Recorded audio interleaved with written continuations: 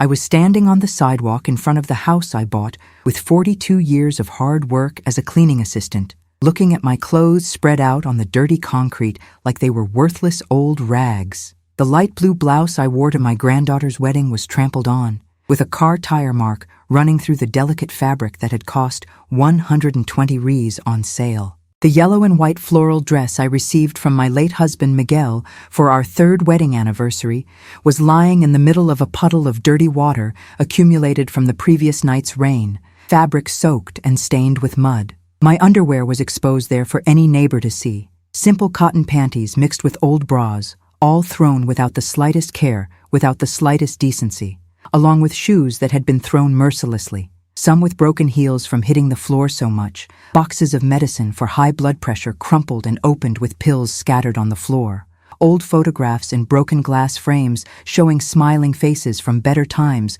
now trampled and torn. It was the 23rd of May, 7:15 in the evening, a temperature of 15 degrees, a damp, penetrating cold that entered my bones and made me shiver inside and out.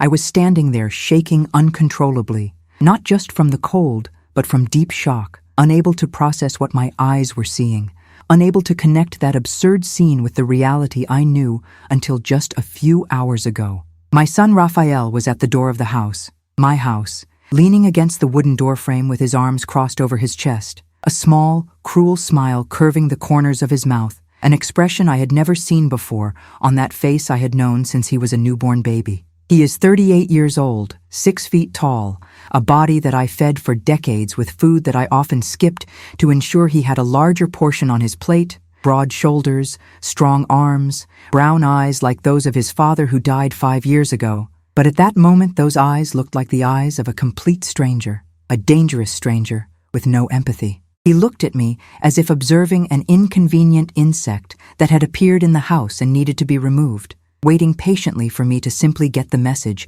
and leave without causing a fuss. I tried to speak, but my voice was broken, hoarse, almost an inaudible whisper. I asked with a trembling voice why he had done that, what I had done so wrong to deserve to be treated like that. He sighed loudly with theatrical impatience, looked to the side and rolled his eyes as if my presence were tediously tiring, as if I were an irritating child asking an obvious question. And then he said in a completely calm and frighteningly cold voice, each word pronounced with cruel clarity that cut deeper than any scream would have, "You are a nuisance, Mother. You always were. But now you have become completely unsustainable. You take up space that is no longer yours. You consume resources. That should be ours. You exist here as dead weight. You should thank you for letting you know before you just throw your things in the garbage truck that passes by tomorrow morning. I'm being too generous in giving you the chance to get what you want before it all goes to the landfill." My knees instantly gave out. I held on to the iron gate with desperate strength to avoid falling face down on the ground. I felt my heart speed up so much that I genuinely thought I was having a heart attack, irregular and painful beats hitting my ribs. My vision became blurred and dark at the edges, as if I was looking through a narrow tunnel. A constant high-pitched ringing in my ears completely drowned out the normal sounds of the street. Cars passing by, children playing far away, birds chirping in the trees. Cold sweat broke out on his forehead and back despite the late afternoon chill. I tried to take an unsteady step towards the door of the house.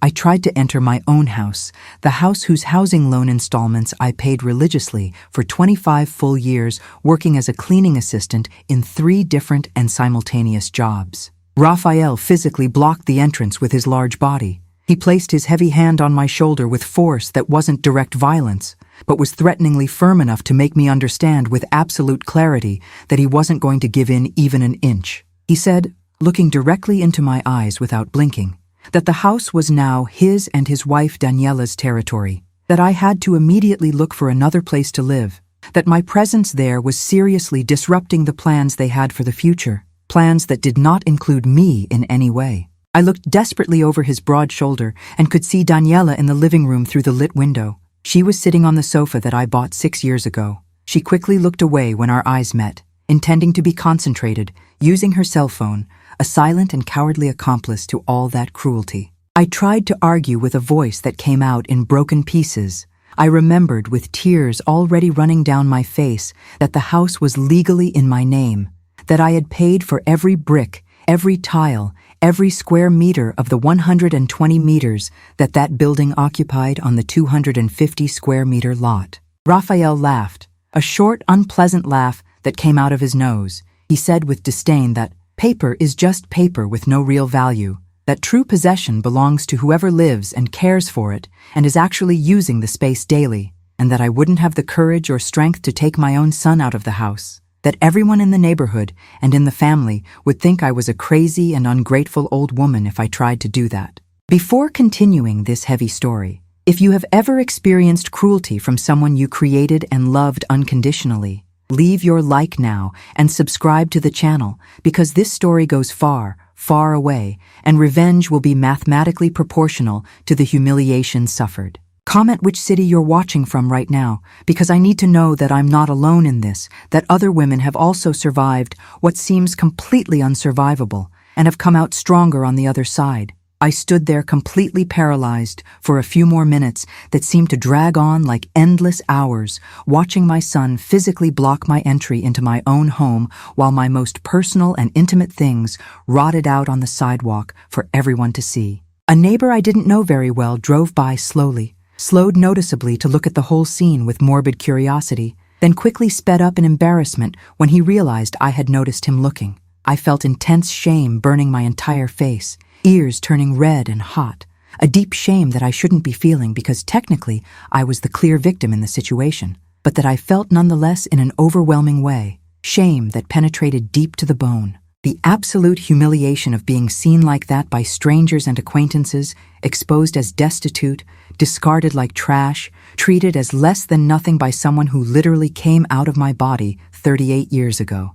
Raphael finally entered back into the house and closed the solid wooden door in my face. I clearly heard the heavy lock turn, a metallic sound of metal scraping against metal that physically and symbolically sealed my total exclusion from that space. I was alone on the increasingly dark street, the sky starting to turn shades of purple and gray as the sun finished setting behind the buildings in the distance, absolutely not knowing where to go, without having any plan, without being able to think straight.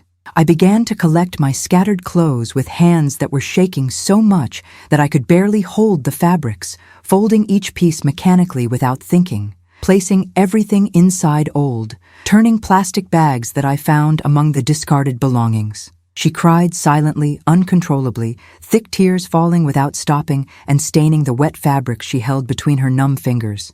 An older neighbor who lived 3 houses to the left, Donna Lucia, 71 years old, a short lady with completely white hair who I knew from greeting on the street, approached slowly, walking with difficulty because of osteoarthritis in her knee, placed her small, wrinkled hand on my shoulder without saying anything at all. She just stood there by my side in silent solidarity, then began to help me collect the rest of my things. She didn't ask any invasive questions. She didn't ask for explanations. She just stood there with me in respectful silence, carefully picking up boxes of wet and crumpled photographs, dusty and broken shoes, small objects that had immense sentimental value, but no real monetary value to anyone but me.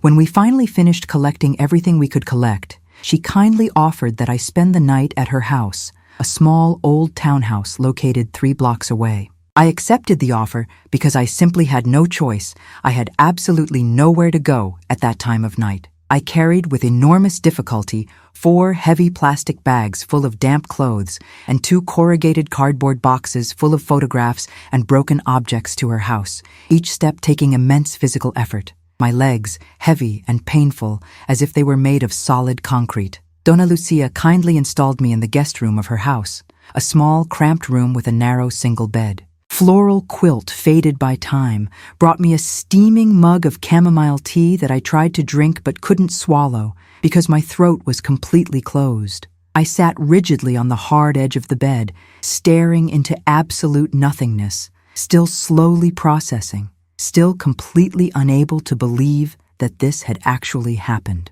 Around 23 o'clock at night, my old cell phone vibrated in my Pantene pocket. Raphael's message appeared on the cracked screen. I opened it with fingers shaking violently. The text was extremely long and coldly explanatory, written without a single typo, clearly carefully thought out and rewritten several times before it was finally sent. He began by saying that that drastic decision had been extremely difficult to make, but absolutely necessary for the good of everyone involved, that I hadly become a crushing emotional weight and an unsustainable financial burden, that my constant presence in the house was actively preventing him and Daniela from living life fully as a young couple, that they urgently needed all that space for the ambitious projects they had planned for the coming years, projects that required privacy and total freedom. I continued to explain with clinical coldness that I was consuming vital and emotional energy that should have been directed exclusively toward strengthening their marriage, that my irritating old woman habits deeply bothered Daniela on a daily basis, that I ate food bought specifically for them with money they earned, that my habit of taking a long shower every day used up excessive amounts of hot water and increased the electricity bill, that my old-fashioned way of watching television at very high volume at inconvenient times disturbed their rest, which was infinitely better for them. Absolutely everyone involved in the situation, especially for myself, that now I would finally be able to live my own life without the constant psychological tension of intensely feeling that I was getting in the way and just being tolerated. He ended the long message by objectively saying that it was much better for me not to insist on trying to return to the house, that if I appeared at the door again, he would have no choice but to call the military police, formally alleging disturbance of order and invasion of property, that I should immediately look for a place in a municipal shelter for the elderly, or go and live permanently with my sister Beatrice, who lived in another city 300 kilometers away, that he would eventually visit me when things calmed down completely and tempers cooled down, that this was definitely not cruel abandonment, but rather extremely necessary and healthy family reorganization, that I should sincerely be grateful for his brutal honesty instead of creating unnecessary and embarrassing drama. I read that absurd message at least 3 times in a row, each word slowly being absorbed, penetrating deep and poisoning everything inside like slow-acting poison. I desperately tried to call him immediately. The call was rejected before the first ring even completed. I tried insistently 5 more times in a row, all of which were instantly refused. I tried to send a long message back, typing with trembling fingers, urgently asking him to reconsider that terrible decision, that we talked in person and calmly about everything, that I could change absolutely anything that was bothering them. Message was viewed immediately, but there was no response. I tried calling Daniela's cell phone. The number showed that it was blocked. I realized with painful clarity at that moment that this had all been meticulously planned in advance. It was in no way a momentary outburst of anger that crossed the line. It was extremely cold execution of a detailed plan that had been discussed extensively and firmly decided between the two, perhaps entire weeks ago, perhaps entire months ago, while I lived there, completely oblivious without suspecting anything at all. My name is Rosa Gutierrez. I am now 67 years old. I was born in a very small town in the interior called San Miguel de las Flores, a forgotten place with a population of just 3,500 inhabitants, the daughter of extremely poor farmers who worked from sunrise to sunset on land that was not even their property, but leased from a rich farmer in the region. I grew up in a tiny house with just 3 cramped rooms with an old tile roof that leaked when it rained heavily, sharing that space with 7 noisy brothers all crowded together. I slept on a thin mattress on the dirt floor together with 3 sisters, sharing a worn blanket, eating exclusively what the earth gave me. Crops, beans, corn, pumpkin, rarely meat. Using clothes passed from older sister to younger sister in an endless sequence until the fabric literally frays completely and becomes floor or cleaning cloth. My father, called Juan, died tragically when I was just 14 years old. His body was violently crushed by a heavy tractor that overturned on a day of torrential rain when the clay road turned into slippery mud. A horrible accident that left my mother Isabel, a premature widow with 8 young children, to raise completely alone without any type of pension or government assistance. I left public school that same terrible year to start working as a maid in the nearest big city, 40 kilometers away. I woke up every day at 4 in the morning to catch an old, crowded bus.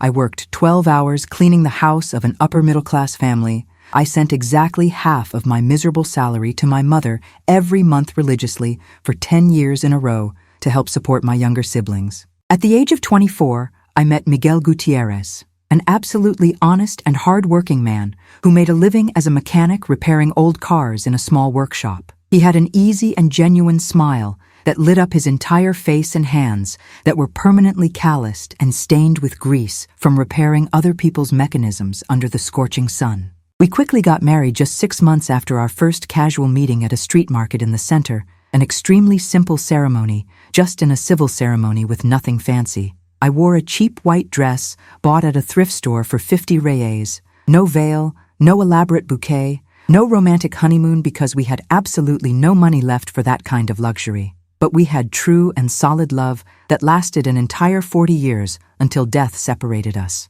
Miguel was a true companion in the deepest sense of the word. He shared all the household chores with me without ever complaining. He washed the dishes, swept the floors, took care of a sick child in the early hours of the morning, deeply respected my opinions on any subject, always treated me as an absolute equal. He never raised his voice at me in an argument. He never even raised his hand in a threat. He never made me feel small or inferior or stupid. We had 3 children in total. Rafael, the eldest, who was an incredibly sweet and affectionate boy until he was approximately 15 years old. Then he gradually began to change his personality, becoming progressively more emotionally distant, harsher in his responses, more selfish in his attitudes, but I always naively thought that it was just a difficult phase of adolescence that he would pass naturally. Laura, the middle daughter, who now lives in another very distant country, for a full 12 years and barely maintains superficial contact with me, calls maybe twice a year on commemorative dates, important. And Tomas, the beloved youngest, who died tragically young at the age of 19 in a violent motorcycle accident, a devastating trauma that almost completely destroyed me at the time, and that left a permanent and painful emotional scar on the entire family structure. I worked uninterruptedly for 46 full years of my life as a cleaning assistant. I started at a young age cleaning family homes on a daily basis. Then I got a job with a formal contract in a municipal public hospital for 23 consecutive years. Official 8-hour shifts that often turned into 12 when I doubled shifts whenever I desperately needed extra money to pay an overdue bill or a child's medical emergency. I cleaned disgusting bathrooms, wards with a strong smell of medicine and disease, corridors stained with dried blood and fresh vomit, always returning home at the end of the day with my back hurting intensely from scrubbing floors on my knees and carrying a heavy bucket and the penetrating smell of chemical disinfectant completely stuck to my skin and hair. I woke up absolutely every day of the week without exception at 4:30 in the still dark morning. I took a sequence of 2 crowded and precarious buses to get to the hospital at exactly 6:15 in the morning. I dragged myself back home, usually at 8 o'clock. I arrived exhausted, but I still had to make food for the whole family, wash the laundry that had accumulated in the basin, take care of small children who needed attention. I managed to sleep a maximum of 6 hours a night if I was very lucky. I did this brutal routine for decades straight, without once complaining out loud, because it was absolutely necessary for survival. Because families need to eat every day. They need to have a roof over their heads. They need to maintain minimal dignity. Miguel died exactly 5 years ago from aggressive pancreatic cancer, a medical diagnosis that unfortunately came too late for any effective treatment. A cruel disease which literally devoured his body in just 8 horrific months of progressive suffering. I watched my beloved husband slowly wither away from 86 pounds of healthy weight to just 53 pounds of skin and bone, skin gradually turning yellow from jaundice, eyes too sunken in their sockets, constant searing pain that no available pain medication completely controlled even at maximum doses. I personally took care of him until his last breath. I changed his geriatric diapers 3 times a day. I gave him a full bath on the makeshift bed in the living room because he could no longer climb stairs. I put liquidized food in his mouth with a spoon when he could no longer swallow any solid food. I held his cold and shaking hand firmly during the long mornings when the pain became absolutely unbearable and ate and cried softly, trying to muffle the sound so as not to worry me even more. He finally died at home in our double bed, with my right hand holding his left hand tightly, his last breath coming out softly like a light sigh, his body finally visibly relaxing after long months of intense physical torment.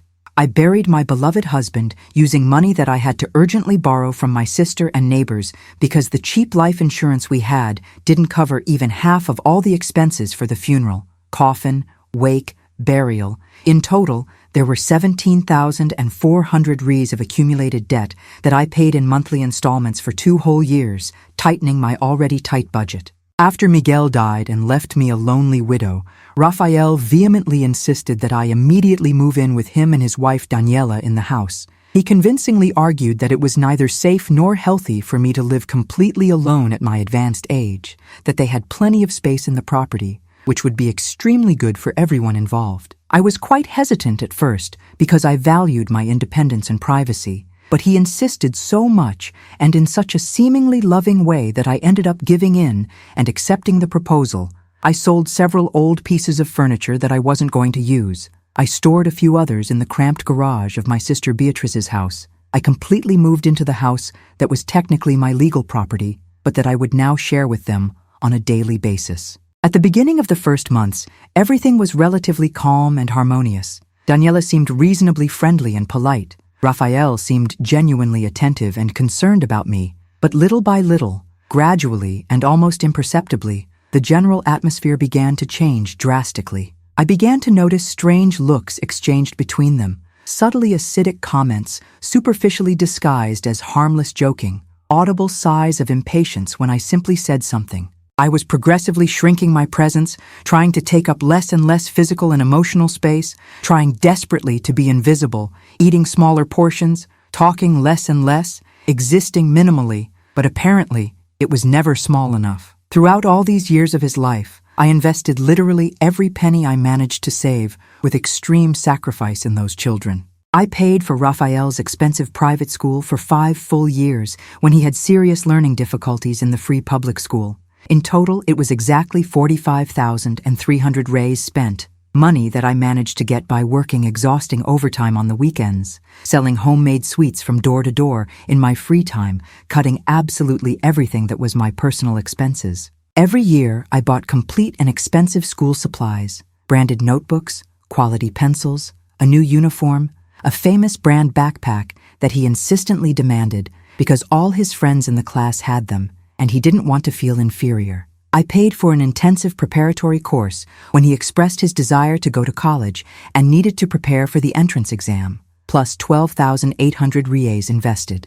I paid absurdly expensive monthly fees for 3 full years of a private business administration college when he was unable to pass any free public university, despite the expensive course. In total, there were exactly 132,500 reais in monthly fees over 36 months. Gigantic money that I managed to collect in large part by selling for a low price my mother's old and small house that had been left as an inheritance divided between brothers, an extremely simple 3-room house that was worth relatively little on the real estate market, but that was absolutely everything I wanted, had saved from inherited family assets. When Rafael finally married Daniela, after dating for 4 years, I gave him a generous wedding gift of 28,000 reis in cash. Eero lived to help significantly with the big wedding party they wanted to have as a buffet and the romantic 10-day honeymoon at a beach resort. Heavy money that I took in full from the workers' compensation I received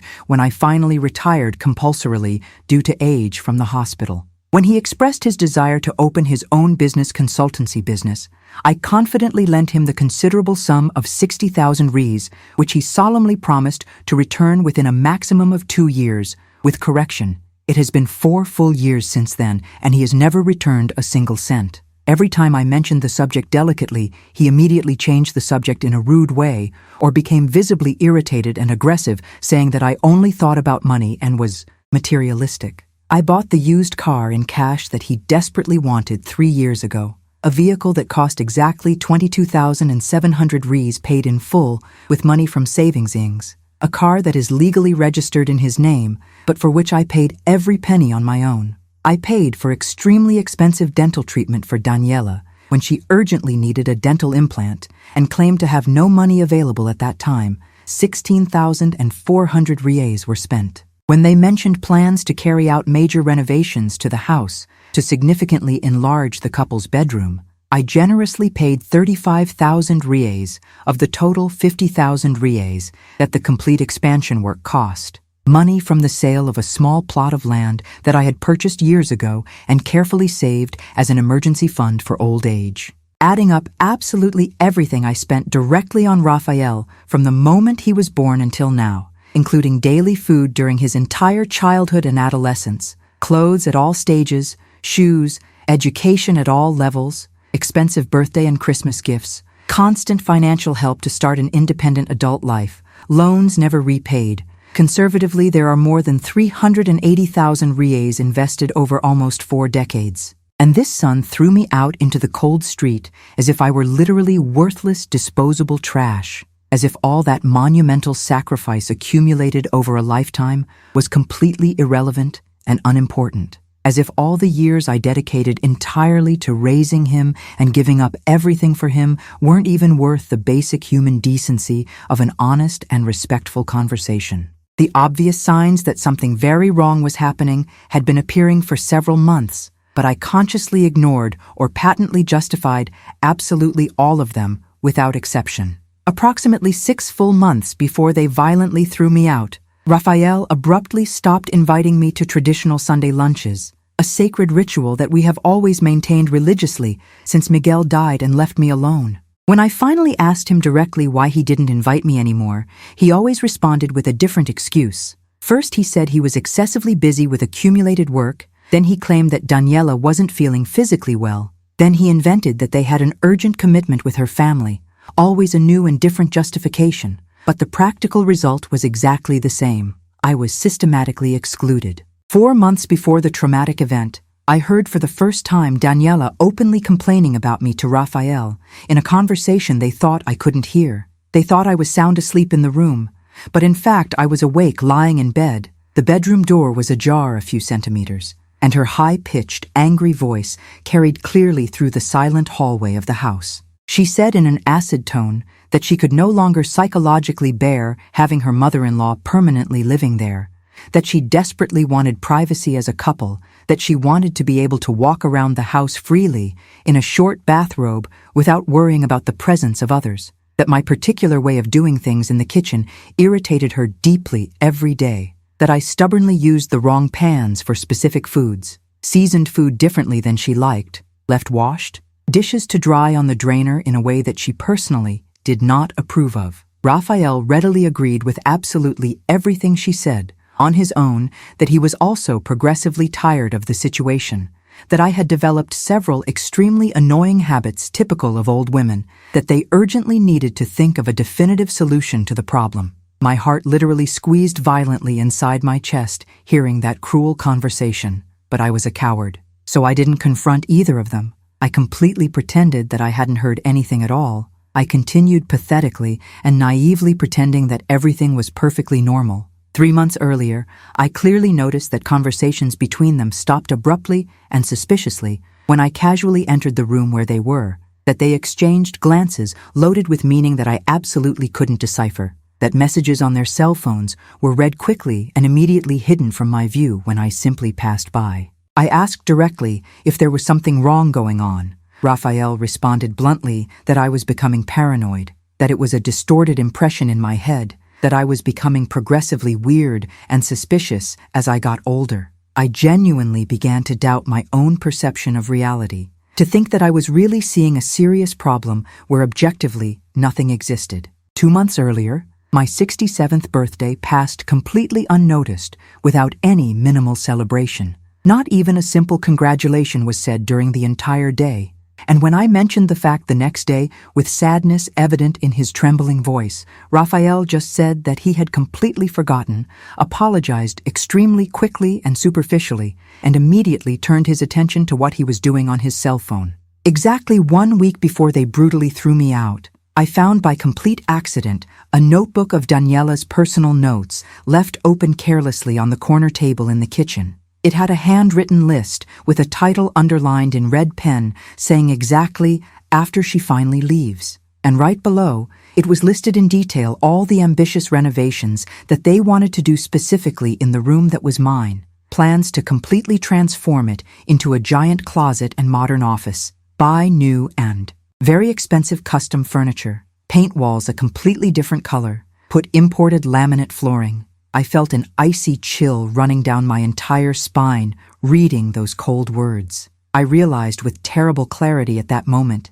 that my definitive exit was already being meticulously planned down to the smallest practical details, that they were just patiently waiting for the ideal moment or gathering enough courage to finally execute it. I said absolutely nothing to either of them about having seen it.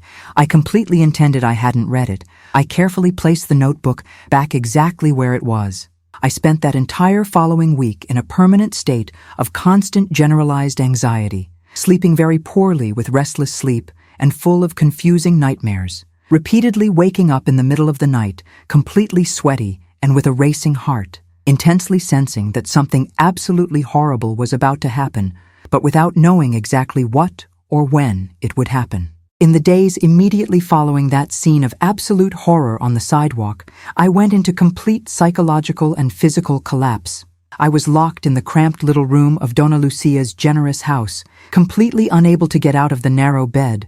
I spent endless hours staring at the cracked, damp-stained white ceiling, completely lost in obsessive circular thoughts that spun around and around but led absolutely nowhere productive. I couldn't eat anything absolutely solid. Donna Lucia patiently brought warm soups and dry toast that I just pushed to the side of the table, my stomach completely closed and upset. Anything I tried to force to swallow came back immediately as uncontrollable nausea. I lost exactly 4.5 kilos in just 8 days. My hair began to fall out in a truly frightening amount. I found entire thick strands on the pillow every morning when I woke up. When I took a quick shower, I saw long strands constantly going down the drain as if it were running water. My hands shook constantly and uncontrollably, a fine and rapid tremor that simply never stopped, fingers visibly shaking on their own when I tried to hold a simple glass of water. I had 3 severe panic attacks in the first full week. Intense attacks that always began with a horrible feeling of increasing tightness in my chest, heart racing violently at a rate of 140 irregular beats per minute, cold sweat completely soaking my shirt in seconds, desperate shortness of breath that made me genuinely think I was dying of a massive heart attack, that I was going to faint and die right there on the cold floor. Donna Lucia always stayed by my side, holding my cold hand firmly, telling me in a calm voice to try to breathe slowly and deeply, patiently, counting breaths with me. 1, 2, 3. Take a deep breath. 1, 2, 3. Breathe out slowly, repeating until the crisis finally passed completely and left me absolutely exhausted and deeply ashamed. I desperately tried to call Raphael 12 different times in the first 3 days. Absolutely every call was coldly refused before completing or automatically went straight to voicemail. I felt a total of 17 long messages pathetically and desperately begging us to talk in person, saying that I could radically change any behavior, that I could be completely different, that I could take up much less space, bother infinitely less, be less present, less noisy, less old, if that were humanly possible. He viewed and read absolutely all of them without exception and did not respond to a single one.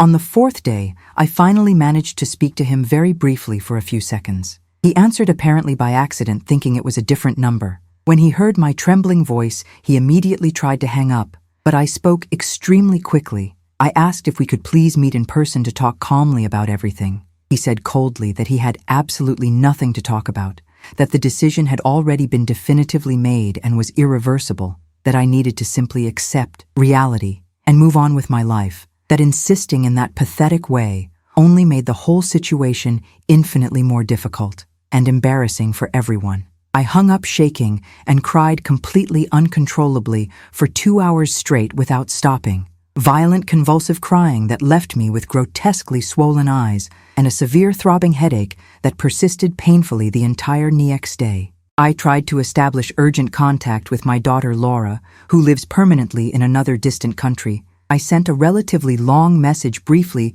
but impactfully telling her what had just happened, anxiously hoping to receive emotional support, hoping that she would be minimally outraged by the situation, that she would offer some kind of concrete help, that she would at least send some genuine words of consolation and comfort.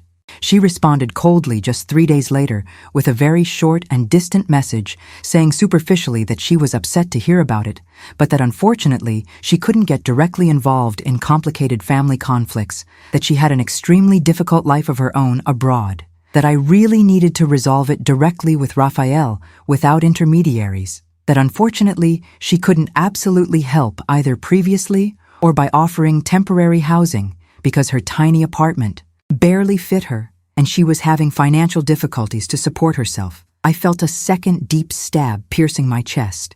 I realized with increasing despair that I was completely and absolutely alone in the world, that the only 2 living children I had left had brutally and simultaneously discarded me, each in exactly their own particular way, one with active and violent cruelty, the other with passive and cowardly indifference. But the end result was exactly the same: total and complete abandonment. I seriously started thinking about just giving up on everything. I genuinely and seriously thought about taking all the prescription pills I could find and simply sleeping forever, definitively ending that unbearable emotional pain that simply had no relief, ending once and for all a story that clearly had no point in continuing. I wrote with a trembling hand a final farewell letter on a piece of lined paper torn from an old notebook, words shaky and blurred, saying that I simply couldn't take it anymore psychologically, that I couldn't see any way out, that perhaps it really would be infinitely better if I just disappeared completely, since apparently it was just a useless nuisance, that I sincerely apologized for any inconvenience that my death would inevitably cause. I left the letter folded on the bedside table and sat in bed staring at it for endless hours, mentally oscillating between finally reaching for the deadly medicines and definitively tearing up the paper. It was Donna Lucia who literally saved me that specific night. She entered the room without knocking, asking for permission. She immediately saw the suspicious letter, picked it up and read it quickly, sat down heavily on the bed right next to me, and said a single short sentence that changed absolutely everything. She looked straight into my swollen eyes and said, "Rosa, you are definitely not going to give them the immense satisfaction of confirming that you really were disposable and useless. You are going to concretely prove that they made a terrible mistake. You are going to get up from that bed not to eventually forgive, but to definitely win." Something powerful in that simple sentence lit a tiny but real spark inside. It was not naive hope. It was pure rage. Our clean and extremely cold air that began to grow slowly but steadily inside the chest. The next day, I finally took a hot shower for the first time in 5 disgusting days. Hot water that washed away at least the accumulated physical dirt, even if the emotional dirt remained stubbornly stuck. I looked at myself for a long time in the foggy bathroom mirror. I saw a 67-year-old woman with deep purple circles under her eyes, a visibly thin face, high cheekbones, completely disheveled and lifeless hair. But I also saw a woman who was still technically alive, still breathing air, still physically capable of acting. I decided at that moment that if I was really going to continue suffering intensely, I would at least suffer while doing something concrete and active, not just accepting everything passively as a permanent victim. I thought strategically about what real weapons I had available. I remembered that the house was legally still registered solely in my full name, publicly duly registered at an official notary's office, property purchased in full and fully paid for exclusively with my hard-earned money, my work sacrificed, my sweat shed for decades. Raphael technically lived there, but had absolutely no real legal rights to the property. I remembered the 60,000 reais that I generously lent him and that were never even partially returned. Money that had been electronically transferred directly from my personal bank account to his account. Transactions all duly registered in the bank system. Old messages exchanged where he explicitly promised to return it. I remembered all the massive investments I made in it throughout my entire life, many with physical proof saved, others with reliable witnesses who witnessed them. I remembered that I had been published icily humiliated in a serious way, that multiple neighbors had seen my underwear thrown shamefully on the street, that this was objectively serious and documentable moral damage. I started making a detailed mental list, then a written physical list, of absolutely everything I actually had in my hands, all the material evidence, all the legal rights. Donna Lucia generously referred me to a competent lawyer who had previously helped her daughter in an extremely complicated case of contested divorce, a serious man called Dr. Fernando Ruiz, 56 years old, relatively small office, but with an extremely solid reputation in the city, located precisely on Central Avenue, number 1200 third floor of the commercial building.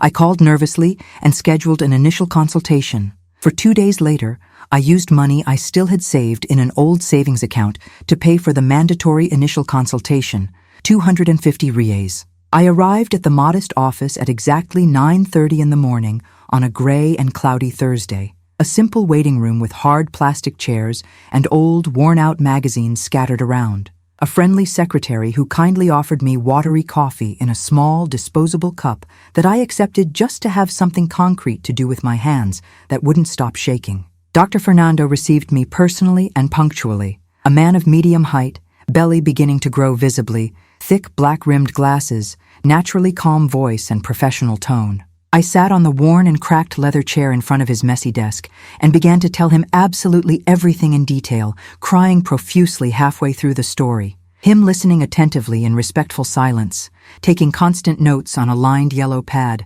asking extremely specific questions from time to time about exact dates, precise amounts, available documents. When I finally finished the full report, he remained in thoughtful silence for approximately a full minute, mentally organizing his thoughts, then began to speak slowly. I said with confidence that I objectively had a very strong legal case. First possible legal action: immediate repossession of the house, since legally it was solely in my name and I had been violently, forcibly removed without legal process. A period of 48 hours for Rafael and Daniela to voluntarily vacate after an official court order. Second action: formal judicial collection of the 60,000 reais lent with accumulated legal interest and full monetary correction since the exact date of the original loan. The updated total would be approximately 87,000 reais. Third action: significant compensation for serious moral damage due to the severe public humiliation of having my personal clothes brutally thrown into the street, a value reasonably estimated between 80,000 and 120,000 reais, depending on the interpretation of the specific judge. Fourth possible action: judicial collection of other massive investments made in it, if we were able to provide documentary proof, such as the car that I bought in full, but which is legally registered in his name, another 22,700 reais, potentially recoverable. Total possible financial recovery, conservatively between 250,000 and 300,000 reais. Dr. Fernando honestly explained that the complete legal process would inevitably take a long time, a realistic estimate of between 8 months and 2 full years depending on delaying appeals filed, but that our objective chances of victory were statistically very high. His legal fees, exactly 30% of the total amount finally recovered, plus a fixed initial fee of 5,000 reais to begin immediately. I accepted without hesitation right away. We shook hands firmly. I signed a service contract. I left the office for the first time in many days with something remotely resembling a concrete purpose in life. The first urgent step was to meticulously gather all possible relevant documents. I went to my sister Beatrice's house, where I had left several boxes of old paperwork. I searched absolutely everything systematically looking for important papers. I found the original deed of the house, a clean and clear document showing exclusively my full name as the sole legal owner, property purchased exactly 22 years ago, fully paid off without any outstanding issues. I found carefully kept old bank statements, clearly showing an electronic transfer of the 60,000 reais to Rafael's checking account in March 2021. I found printed messages that he had saved where he explicitly thanked him for the generous loan and solemnly promised to pay it back within 2 years at the most. I found official receipts for payments I made directly to Daniela's dentist's office, a detailed invoice for the car purchased in cash for Rafael, proof of payment for multiple monthly fees for his private college.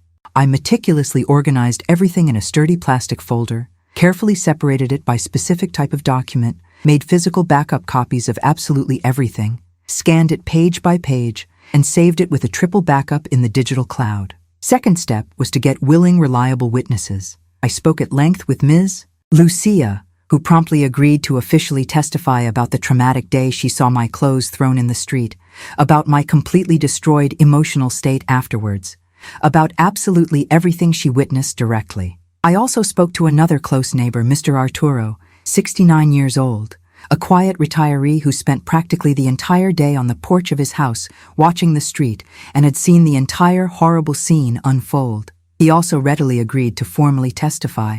I looked for a beloved former colleague at the hospital, Ms. Marta, 70 years old, who knew intimately my personal history with Rafael since he was literally a small child, who knew exactly how much I invested materially and emotionally in him.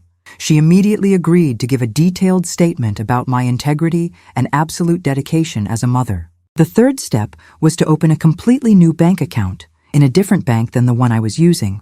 I transferred all the savings that still remained, 142,000 reais of carefully accumulated retirement and financial reserves, to a new and secret account where Rafael would have no knowledge or possibility of access.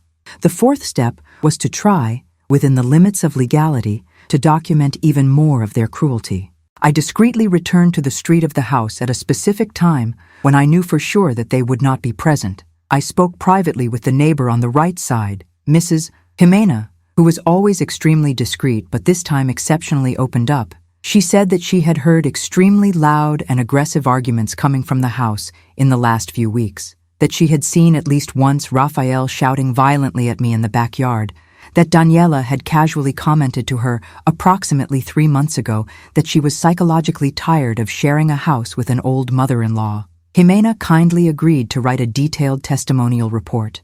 I was also able to recover some previously deleted messages from my cell phone using a specialized backup and recovery application. Old messages where Rafael was deliberately rude, where he completely ignored my reasonable requests, where he showed obvious contempt. I printed absolutely all of them. I put together an extremely complete dossier of material evidence that I personally delivered to Dr. Fernando. He meticulously reviewed everything, smiled visibly satisfied, and commented that with that abundant and well-organized material, we would gain ease. Lie with a wide margin. The decisive day has finally arrived to officially file legal action. Friday, exactly 11 o'clock in the morning, completely open sky with strong sun, pleasant temperature of 28 degrees. Dr. Fernando simultaneously filed 3 separate legal proceedings in the city's central forum.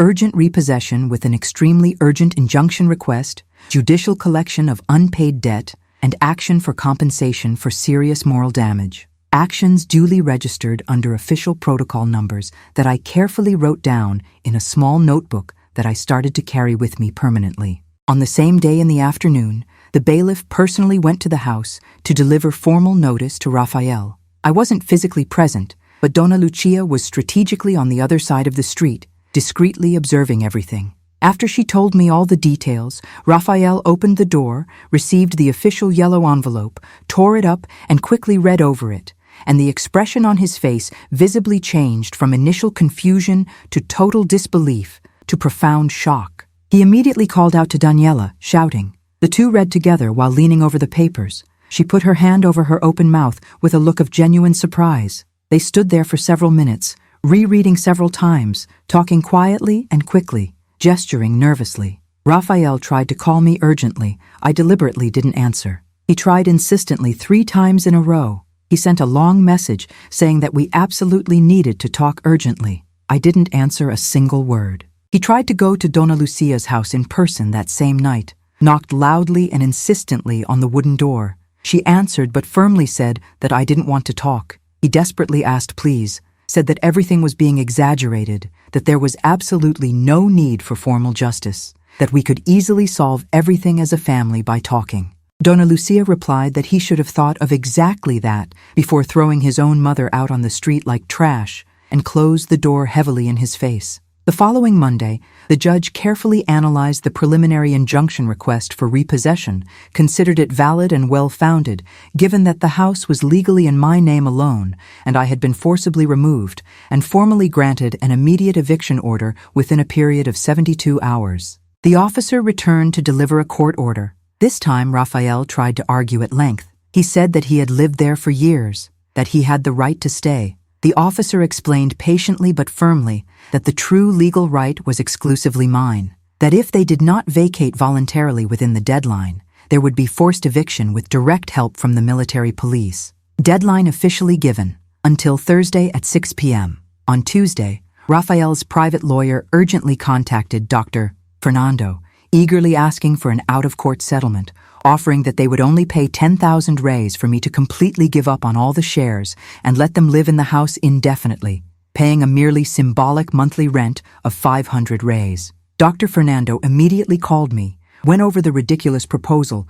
I literally laughed out loud, a completely dry laugh without any humor. He told me to categorically refuse, that there was no agreement possible under any circumstances, that I wanted every penny that was legally mine by right and the entire house back. We formally refuse in writing. Wednesday, one day before the deadline, I received a call from a completely unknown number. I answered cautiously. It was Daniela, voice breaking and crying dramatically, saying that it was all extremely unfair, that they simply had nowhere to go, that they had no money available to rent another place, that I was being disproportionately cruel.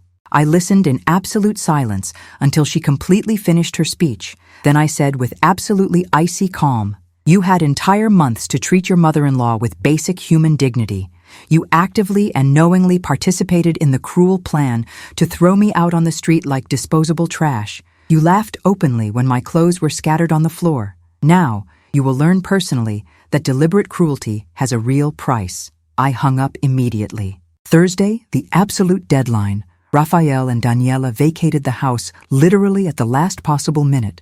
A cheap moving truck hurriedly pulling up to the sidewalk, placing furniture and boxes in an obvious hurry. Curious neighbors watching with interest. I was physically there this time, standing strategically on the other side of the street with Dr. Fernando and the bailiff, observing everything in silence. Rafael saw me, crossed the street coming directly towards me with an angry face. "Officer." He immediately placed himself between us as a physical barrier. Rafael shouted loudly that I would deeply regret it, that he would never forgive me, that a mother who does this to her own child absolutely does not deserve to be called a mother. I didn't answer a single word. I just looked at him straight in the eyes with a coldness that I didn't know I had. He gave up after a few seconds, came back to finish the change. At exactly 18:45, the house was completely empty. The officer formally confirmed that it was completely unoccupied, solemnly handed me the keys, and I entered my own restored house for the first time in several weeks. If you've really been following this story this far, please leave a like, because you absolutely need to see what happens now. Comment from which country you are watching right now. And if you've ever felt discarded by those who were supposed to love you unconditionally, know that this twist is for all of us who survived. I slowly entered the house with my heart racing, a confusing mixture of deep sadness and simultaneous relief.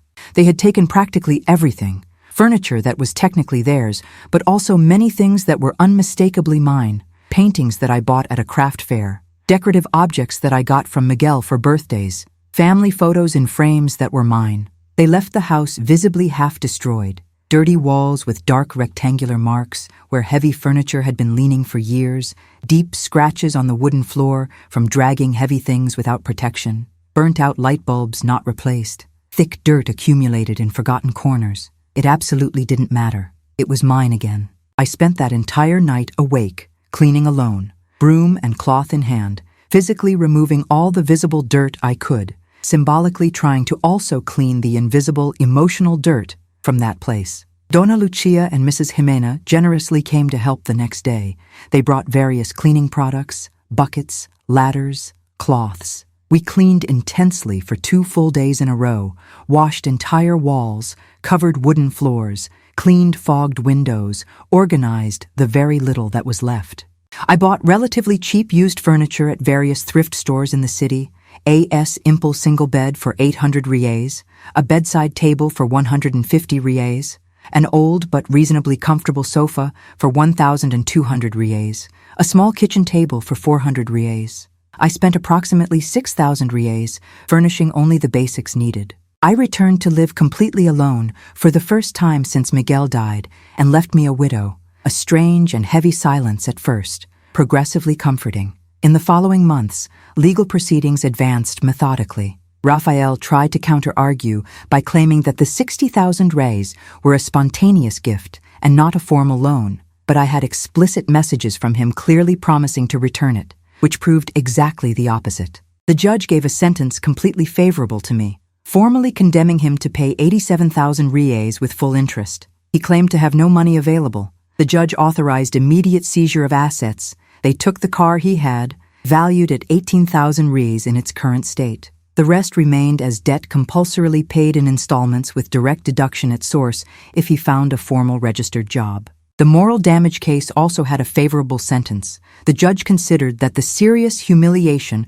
of having clothes thrown publicly on the street was objectively serious, and he ordered Raphael and Daniela jointly to pay 95,000 reis in compensation. They filed a desperate appeal trying to substantially reduce the amount. The appeal was only partially accepted. The amount was reduced to 70,000 reis, but the main sentence was maintained. Total recovered through partial legal agreements and sentences over approximately 1 year. 157,000 reis, 87,000 of which were the debt with accrued interest, 70,000 of the compensation for moral damages, minus 30% of the lawyer's fees, which amounted to 47,100 reis, leaving me with 109,900 reis. It wasn't absolutely everything I deserved, but it was concrete and real justice, real money coming into the account, official legal recognition that I was completely right and they were completely wrong.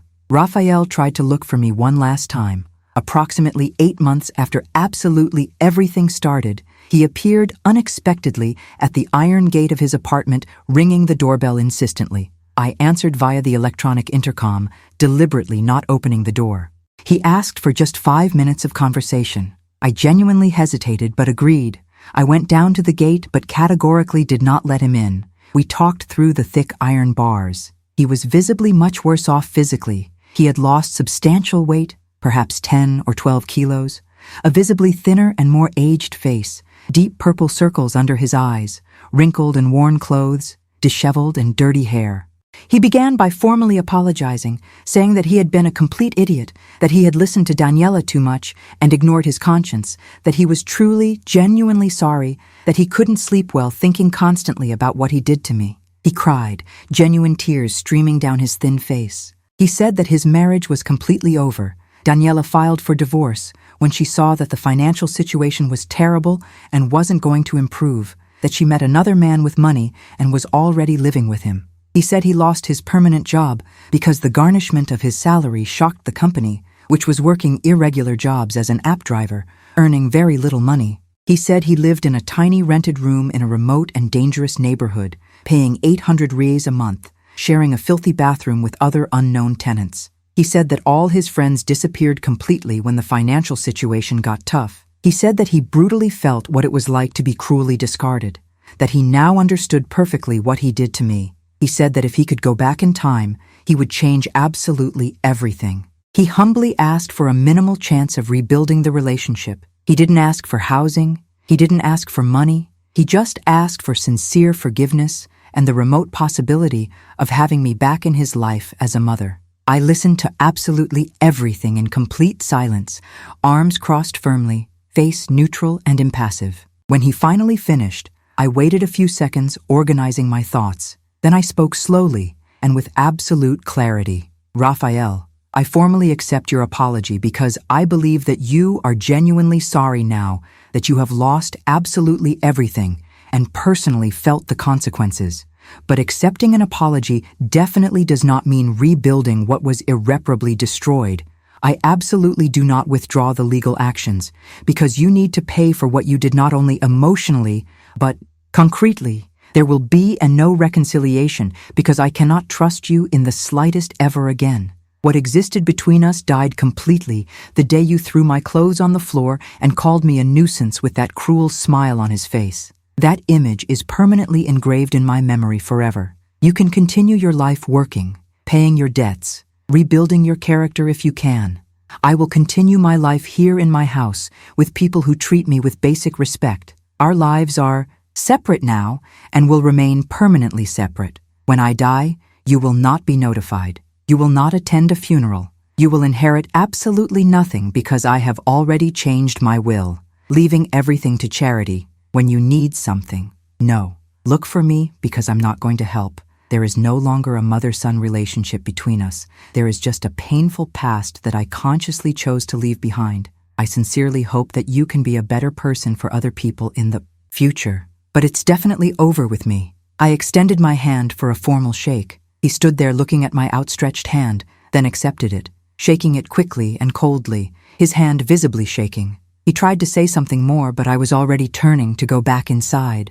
I entered the gate, closed it tightly, locked it, went up to the house without looking back even once. I looked out the window, saw him standing there for a few more endless minutes, then walking slowly down the street, shoulders hunched, completely defeated. I felt a painful tightness in my chest, sadness at the absolute definitive death of any possibility of a relationship, but also profound relief.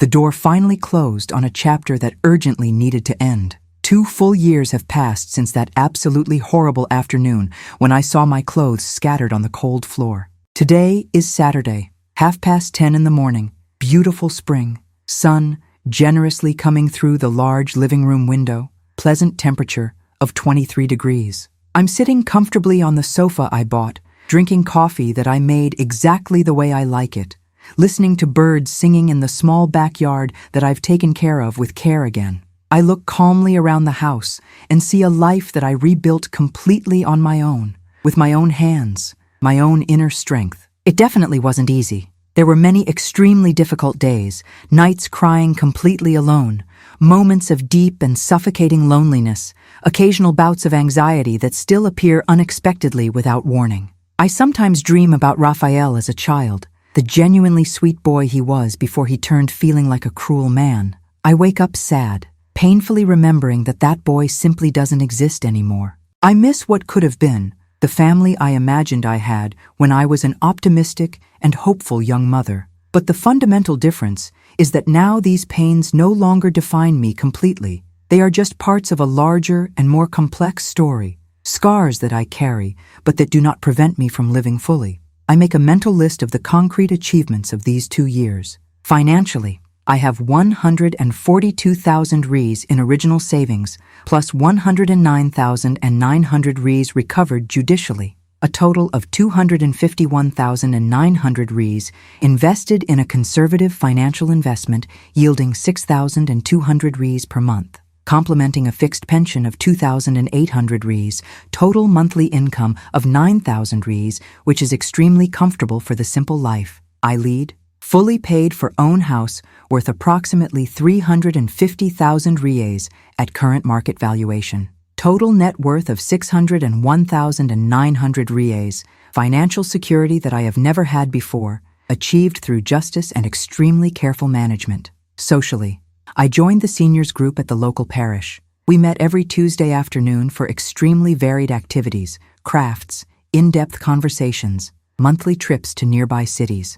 I met 5 absolutely wonderful women who became true and loyal friends. Donna Carmem, 72 years old, a cheerful widow who tells absolutely hilarious stories. Beatrice, 64 years old, an extremely cultured former teacher who teaches me interesting books. Silvana, 68 years old, a talented seamstress who is patiently teaching me new techniques. Regina, 75 years old, an excellent cook who brings absolutely delicious cakes to meetings. And Estella, 63 years old, divorced, who went through a similar story to me and understands deeply without me having to explain. We traveled together 3 times in the last year. We spent 5 days in a historic city, 400 kilometers from here, visiting colonial churches and fascinating museums. We went to the beach for a whole week in January, staying in a cheap but extremely charming inn, and we too took a 3-day trip to a famous wine region, tasting wines and eating delicious artisanal cheeses. I spent a total of 8,500 Rs on these trips, but they were absolutely worth every penny.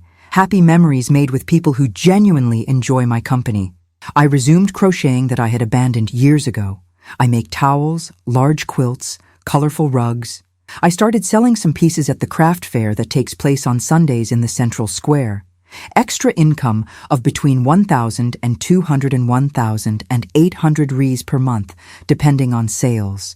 Money that I use for small luxuries, like going to the cinema, buying new books, trying a different restaurant. Physically, I have completely regained a healthy weight. I am now 61 kilos, with a height of 1 meter and 63. Medical tests were all absolutely normal at the last appointment 2 months ago. Blood pressure perfectly controlled at 115/75, good cholesterol, normal glucose. I started taking morning walks 4 times a week, waking up at 6 in the morning, putting on comfortable clothes, going for a 3-mile walk in the city park, returning home at 7:15 refreshed and ready for the day. My hair has completely grown back after initially falling out due to stress. Now it has a modern cut and some lighter highlights that I did at the salon, spending 200 rays, feeling genuinely good about my appearance for the first time in a long time. Emotionally, I undergo bi-weekly therapy with a competent psychologist who charges an affordable social fee, 120 rays per session, which is helping me process trauma in a healthy way, understand relationship patterns that allowed abuse, establish firmer limits, rebuild self-esteem that had been completely destroyed. I went back to attending Mass on Sundays, not so much out of dogmatic faith, but for the comfort of the community, the routine, the feeling of belonging that the ritual brings. I participate in a support group for women who have suffered family abuse, a small group of 6 people that meets every fortnight at the home of a retired therapist, a safe space where we can share stories without judgment, cry without shame, celebrate small victories together. Lovingly, I met a man called Antonio, 71 years old, retired and a civil engineer, widowed for 4 years, a genuinely kind and respectful man I met on the tour to the historic city. We started talking about the colonial architecture of the churches we visited. We discovered common interests. He asked for my phone number. We started chatting daily via messages, then long calls lasting an hour or more, talking about absolutely everything and nothing. He lives in a neighboring city 40 kilometers away. We meet in person once a week. We have lunch together in simple but cozy restaurants. Then we walk around the square talking. Sometimes we go to the cinema to watch a movie in the afternoon. 3 months ago, he asked for an official relationship and asked if I would agree to build something serious with him, respecting the time and space I needed. I accepted with a genuine smile, the first romantic relationship since Miguel died. A strange but extremely good feeling of being cared for again, of having someone who asks how my day was, who remembers small details that I tell, who treats me with affection that I had forgotten existed. I visited Miguel's tomb last week, Thursday afternoon, cloudy sky, cold wind. I took white flowers that he liked, cleaned the marble tombstone that had accumulated dry leaves, sat on the grass next to the grave, and talked to him in a low voice, as if I were there listening.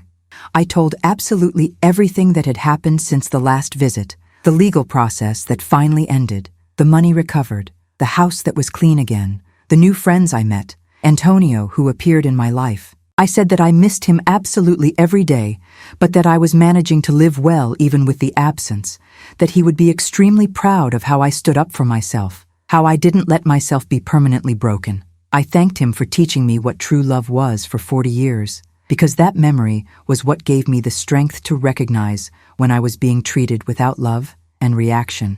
He said when my time finally comes, I will meet him on the other side with interesting stories to tell. I sat there for another 20 minutes in silence, just feeling his presence in my memory. Then I got up, said goodbye to the tombstone, and returned home with my heart at peace. Yesterday, I received an unexpected call from a woman I met through the support group, a 65-year-old woman called Graciela, who just discovered that her children are trying to forge a power of attorney to take away from her the management of properties she owns, a situation similar to mine in essence. She was absolutely desperate, crying on the phone, not knowing what to do, feeling like her world was falling apart. I arranged to meet her this afternoon. I'm going to go to her house. I'm going to sit calmly, listen to the full story, explain that there is a way out, that the legal system exists exactly to protect people like us, that she has rights and can assert them. I'm going to name Dr. Fernando.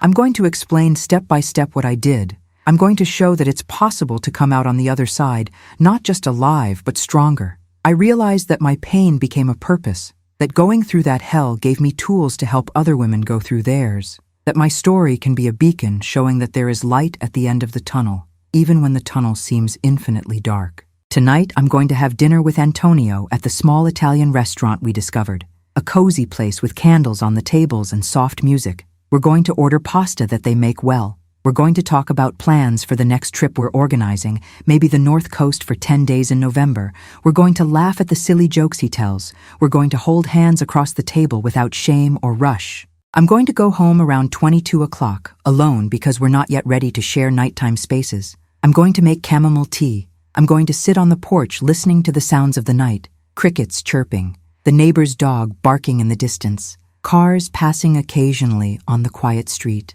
I will look at stars and be silently grateful that I am still here, that I survived, that I found my way back to myself. Before going to sleep, I'll look at myself in the bathroom mirror, something I do every night now as a reconnection ritual. I will look at the face in the reflection, wrinkles that have increased in the last 2 years, hair that has turned white at the temples, eyes that are tired but shining again. I will recognize the woman reflected not as a permanent victim, nor as a victorious avenger, but as a survivor who flourished against all odds. I am no longer the Rose who was betrayed and destroyed. I am no longer the Rose who carried out cold judicial revenge. I am the Rose who survived, who fought, who rebuilt herself stone by stone, who learned that dignity is not given by others, but cultivated from within, who discovered strength that she never knew she possessed. Family is not those who share blood, but those who share respect, care, true love. The people in my life now I have consciously chosen or been placed in my path through life, and they all treat me as I deserve to be treated, with the basic dignity that should be given to me. Are obvious, but I learned to be rare. If this story touched you deeply, leave your comment saying where you are watching it from and share it with someone who needs to know that it is possible to start over even when everything seems lost. Like if you believe that no woman deserves to be treated as disposable, regardless of her age. And always remember, as long as you breathe, you have the power to change your story.